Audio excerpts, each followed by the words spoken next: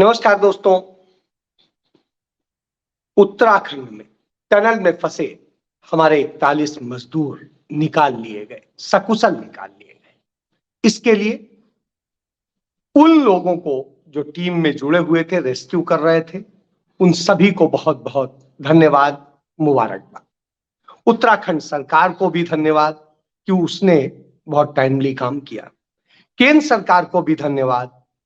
इस देश के उन तमाम सारे तकनीशियनों को भी धन्यवाद जिन्होंने ऐसे मौके पर इस समस्या से निपटने में, समाधान में मदद करी। एनडीआरएफ की टीम को धन्यवाद, सेना को धन्यवाद और धन्यवाद देश के उन सभी लोगों को जिन्होंने इन मजदूरों के सकुशल बाहर निकलने की प्रार्थना की अपने अपने धर्मों के अनुसार। सभी को मैं धन्यवाद देता हूं जब, तो बस एक चीज कहता हूं, आज यदि हमारा देश सेकुलर नहीं होता, धर्मनिरपेक्ष नहीं होता, तो शायद ये मजदूर जीवित नहीं होते, या शायद वो बच ना पाते, या शायद वो सकुशल ना होते। तमाम तरह की शंकाएं।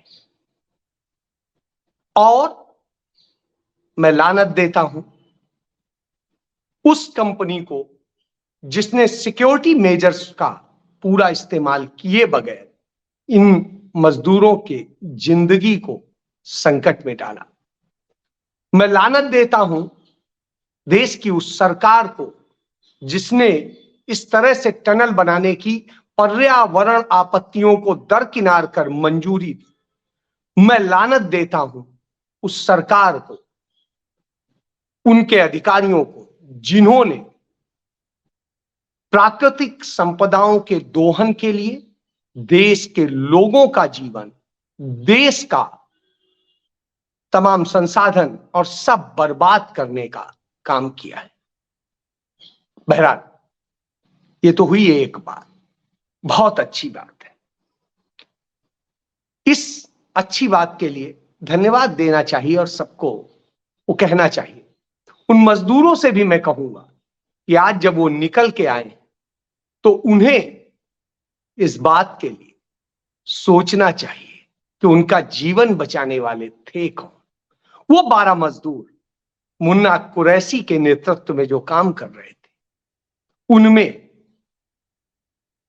अधिकतर मुस्लिम समुदाय से, और जहां हमारे एनडीआरएफ की टीम के लोग अंदर नहीं जा पाए, नहीं मदद कर पाए, वहां मुन्ना कुरैशी की टीम ने वो काम कर दिखाया जो काम मुश्किल था, जिस प्रोजेक्ट को, जो इस तकनीक को मोदी सरकार ने आने के बाद में रोक दिया था और उस पर काम बंद कर दिया गया था।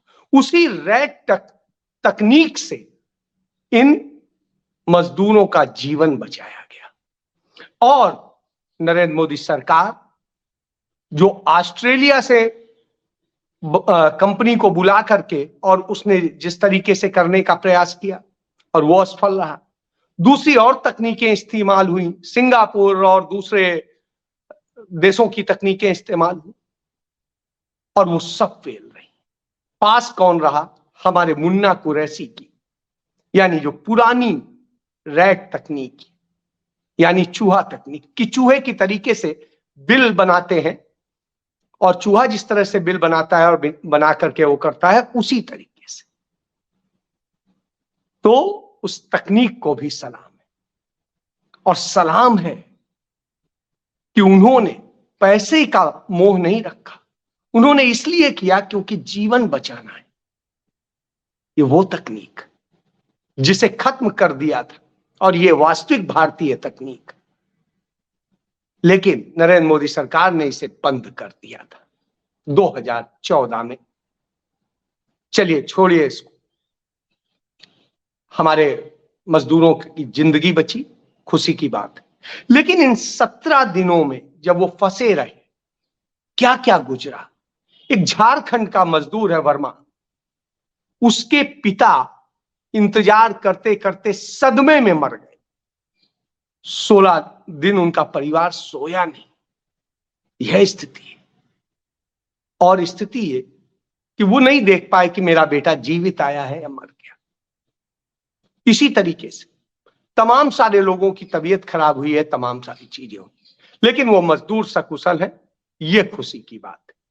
अब आते हैं बात कि 1976 में उत्तराखंड में भूधसाव, जो प्राकृतिक तमाम सारी आपदाएं हैं, तमाम संकट है, उन सब से कैसे निपटा जाएगा और कैसे इन सबको रोका जाएगा और किस तरीके से इसके लिए किया जाएगा, इसको लेके एक मिश्रा कमेटी ने रिपोर्ट दी थी। एक आईएएस ऑफिसर थे मिस्टर मिश्रा, उनके नेतृत्व में कमेटी बनी थी और उस कमेटी के आधार पर तत्कालीन सरकार ने यह फैसला लिया था कि नहीं, हम विकास के लिए विनाश का रास्ता नहीं चुन सकते।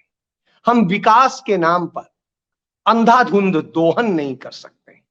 प्रकृति ने एक चीजें बनाई हैं तो उसके कारण और उसी से हमारा जीवन, इसलिए हम अपना, अपने नागरिकों का और तमाम सबका जीवन खतरे में नहीं डाल सकते। इसलिए हम कोशिश करेंगे कि कम से कम जो है खुदाई हो, कम से कम दूसरी और चीजें हो, और हम दूसरी तकनीकें इस्तेमाल करते हुए अल्टरनेट तरीके इस्तेमाल करेंगे। और इसलिए उस समय टनल बनाने के फैसले रद्द कर दिए गए थे। अब आइए आप, ये हुई एक बात। दूसरी बात, 2006 में भारत सरकार यानी मनमोहन सिंह की सरकार ने, कांग्रेस की सरकार ने तत्कालीन एक फैसला लिया कि पर्यावरण को कैसे बचाया जाए, इसके लिए पूरी एक रिपोर्ट बनाई गई, कमेटी बनाई गई। उसकी पूरी सब विशेषज्ञों की रिपोर्ट के आधार पर 2006 में नोटिफिकेशन अधिसूचना जारी की गई और कहा गया कि कैसे कैसे क्या करना है। दरकिनार हो गया। उन सब को दरकिनार करके नरेंद्र मोदी सरकार ने न सिर्फ उत्तराखंड बल्कि हिमाचल प्रदेश, सिक्किम, दूसरे और नॉर्थ ईस्ट के जो राज्य है, और उसके साथ साथ तमाम दूसरे जगहों पर उस तरह की अनुमति दी। जल, जमीन, जंगल, पहाड़, नदियां, कुछ भी खोद डालो, हमारे पूंजीपतियों को लाभ होना चाहिए। प्रकृति से कोई लेना देना नहीं। और जब प्रकृति के साथ आप खेलते हैं तो प्रकृति आपको ऐसे ही संकट में डालती है। उसने आपको हिमाचल में दिखाया, जल तबाही लाके आगाह किया। उसने सिक्किम में आपको बताया, उसने उत्तराखंड में बताया, जोशीमठ हमारा धस गया और न जाने क्या क्या धस रहा है। झारखंड में यही स्थिति हो रही है, यही स्थिति छत्तीसगढ़ में हो रही है, यही स्थिति मध्य प्रदेश में हो रही है। तमाम जगह इस तरह की घटनाएं हो रही, लेकिन हमारी सरकार को फिक्र नहीं। हमारी सरकार सिर्फ धंधेबाजों के साथ खड़ी होती है, पूंजीपतियों के लाभ के लिए खड़ी होती है। यही नरेंद्र मोदी सरकार की नीतियां, और उस नीति का परिणाम क्या है? आप नफरत फैलाते हैं और दूसरी चीजें करते हैं। गुजरात हाईकोर्ट ने एक बड़ा अच्छा फैसला दिया।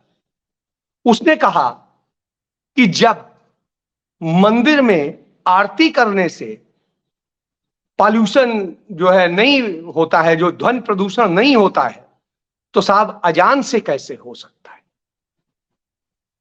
इसका कोई जवाब दे दीजिए। कोई जवाब नहीं था। अंततः उन्होंने वो याचिका खारिज कर दी जिसमें कहा गया था कि अजान को रोक दिया जाए।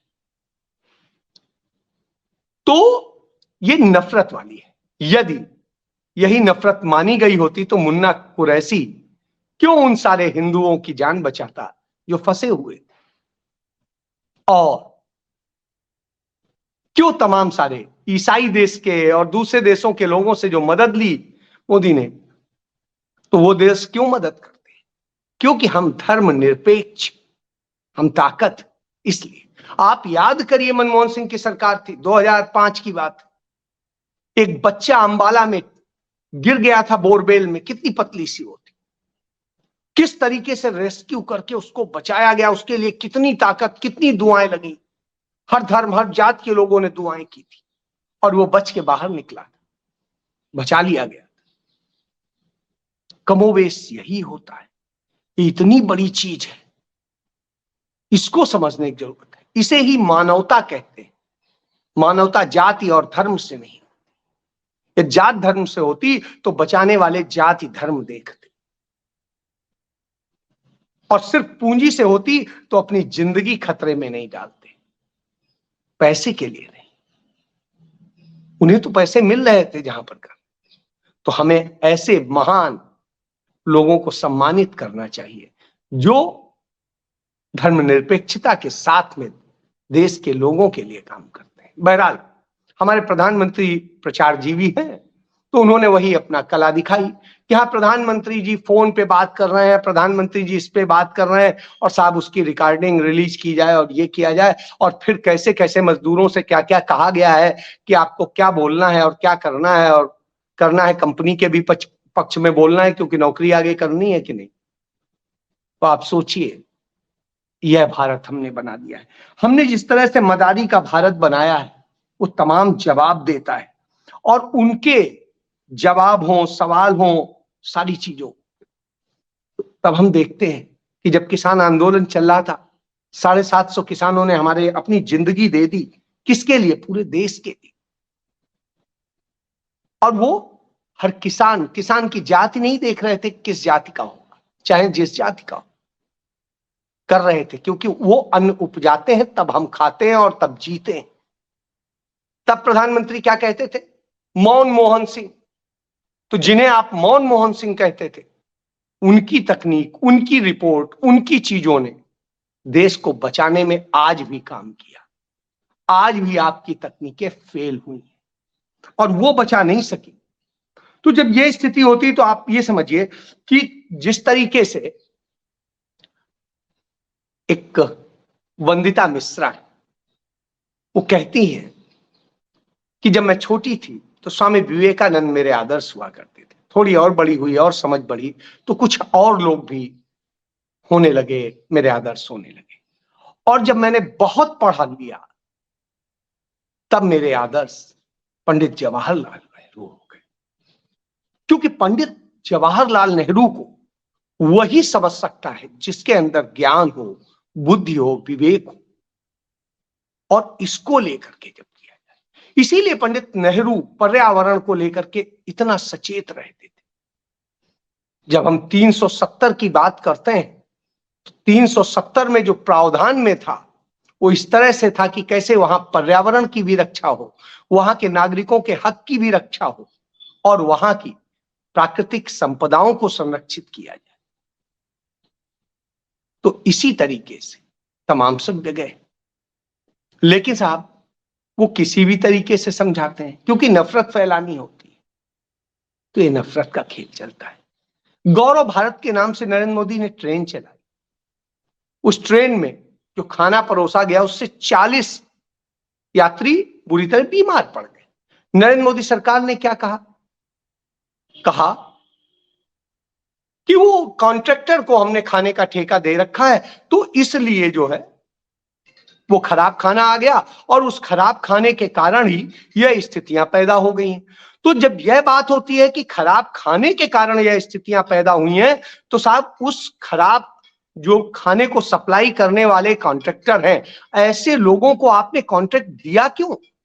पहले क्यों नहीं शर्त रखी? खाना सदैव हर बार जाएगा तो क्वालिटी चेक होकर के ही जाएगा, ऐसे हम किसी को जहर नहीं खिला सकते हैं। ये सारी चीजें आनी चाहिए थी, लेकिन नहीं की गई। इसी तरीके से रेलवे की सुरक्षा को लेकर के तमाम सारी चीजें की गई थी, लेकिन रेलवे की सुरक्षा के नाम पे हुआ क्या? 38,000 करोड़ रुपया खर्च कर दिए, लेकिन रेल दुर्घटनाएं बढ़ती जा रही। यानी लूट कराओ, सब कुछ कराओ, और फिर रेल की एक रेल कोई चला देते हैं और उसको इतनी बड़ी बात बताते हैं जैसे आज हमने ये कर दिया। नरेंद्र मोदी सरकार में कितनी सड़कें बनी, संख्या गिनिए उंगली पर। और नेहरू काल में या इंदिरा काल में या राजीव गांधी के काल में, मनमोहन सिंह के काल में और उसके आगे पीछे में, आप देखिए इनसे बहुत ज्यादा बनी। और वो रोडें टोल रोड नहीं हुआ करती थी। अटल बिहारी वाजपेयी सरकार में टोल रोड की प्रक्रिया शुरू हुई। और उसके बाद में महंगी रोडें बन गई, बहुत अच्छी बात। क्या पूरा देश उसको इस्तेमाल उस तरह से कर सकता है? नहीं कर सकता है। इसलिए तमाम लोग अल्टरनेट साधन तलाशते हैं, रेल से जाते हैं, दूसरे साधनों से जाते हैं कि कैसे हमें कुछ और सस्ता मिल जाए, और इसलिए अपना जान भी जोखिम में डालते हैं। तो हिंदुस्तान के लोगों को भी सोचना होगा, सरकार को भी सोचना होगा कि कैसे हम सुरक्षित और अच्छा वातावरण दें, नफरत देने की बजाय मुन्ना कुरैशी जैसे लोगों का सम्मान करें। उनको निश्चित रूप से सम्मान दिया भी जाना चाहिए, क्योंकि धर्म के लिए वो नहीं कर रहे। सबसे बड़ा धर्म मानवता है, तो मानवता के लिए कर रहे हैं। इसीलिए राहुल गांधी कहते हैं कि मोहब्बत कीजिए, मोहब्बत की दुकान को, किसी से नफरत मत कीजिए। नफरत करते तो शायद ये नहीं होता। इसलिए नफरत मत कीजिए। सोचिए आज भी आप कि आपका, आपके बच्चों का, सबका भविष्य इस पर नहीं है कि वो झुक गए, उन्हें झुका दिया, हम तन गए। इसमें कि हमने इतने लोगों को बचा लिया, इतने लोगों को हमने अच्छे स्थिति में पहुंचा दिया। नरेंद्र मोदी सरकार के मंत्री अनुराग ठाकुर कहते हैं कि हमने 13.5 करोड़ लोगों को गरीबी रेखा से अब बाहर कर लिया है। तो साहब, मनमोहन सिंह सरकार ने कितने को किया था? वह भी संख्या बता देते, 27 करोड़। तो आप कहां खड़े? और ये स्थिति तब आप कह रहे हैं जब उन्होंने जितने किए थे उससे ज्यादा आपने गरीबी रेखा में डाल दिए थे, और जब डाल दिए थे तो उनमें से आपने फिर इतने निकाल दिए, यानी आज भी उस समय से बहुत कम है। तो झूठ और नफरत की राजनीति नहीं, सच बोलिए, सच दिखाइए। सच के साथ खड़े होंगे, मोहब्बत की दुकान खोलेंगे, तो शायद आप भी खुश रहेंगे, हम भी खुश रहेंगे, देश भी खुश रहेगा। तो देश को खुशहाल बनाना है, खुशहाली के रास्ते में ले जाइए। वोट बैंक की राजनीति के लिए हत्या मत कीजिए, न देश की न देशवासियों। और प्रचार आप कीजिए, लेकिन काम का कीजिए, नफरत का नहीं, और झूठा श्रेय मत लिया कीजिए। जय हिंद।